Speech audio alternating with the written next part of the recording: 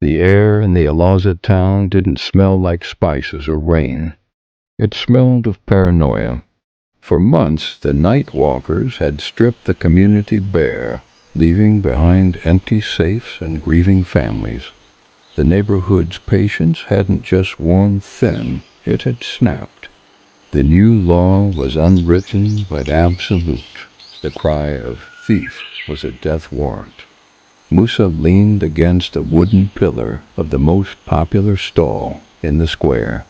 He was a man of easy smiles and a lean frame, a loyal customer who had bought his weight in grains from Madam Rice and Beans for 5 years. Madam, this your mudu of beans is getting smaller, but your stomach is getting wider, Musa teased, tossing a small pebble at her sack of brown beans. Are you selling me stones or protein? Madam Rice and Beans, a formidable woman with a voice like a cracked bell, wiped sweat from her brow and laughed. Musa, if I didn't sell you these stones, you wouldn't have the weight to stand against the wind. You owe me for the last bag, and you're here talking about my stomach. The street was unusually quiet that afternoon. People were on edge. A shop had been looted just 3 streets away the night before.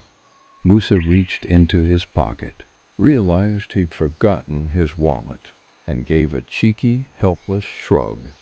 I'll pay you tomorrow, madam, on my honor. Madam Rice and Beans rolled her eyes. She wanted to be funny to match his wit. Ah, look at this one, she shouted with a wide grin, pointing a heavy finger at him. Always taking and never paying. Maybe this is how you operate at night, eh? Maybe I should just call the boys and tell them. Musa is the shadow they've been looking for. Musa the great robber. She expected him to double over in laughter. She expected a witty comeback. Instead, the world froze.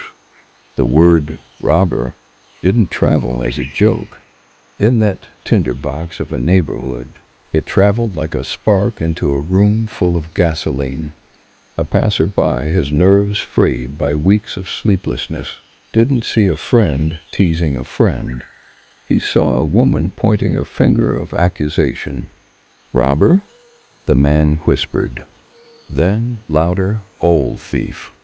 No, wait. Madam's smile died, her face turning ashen. But the machine of chaos was already in motion. From the shadows of the stalls and the corners of the alleyways, men emerged carrying the heavy tools of their fear. Rusted pipes, jagged stones, and the dreaded yellow jerrycan of petrol. Madam Rice and Beans screamed until her throat tore. She threw herself over her sacks of rice, wailing that it was a joke, that Musa was a brother, a son. But her voice was drowned out by the roar of a mob that had finally found a target for their rage.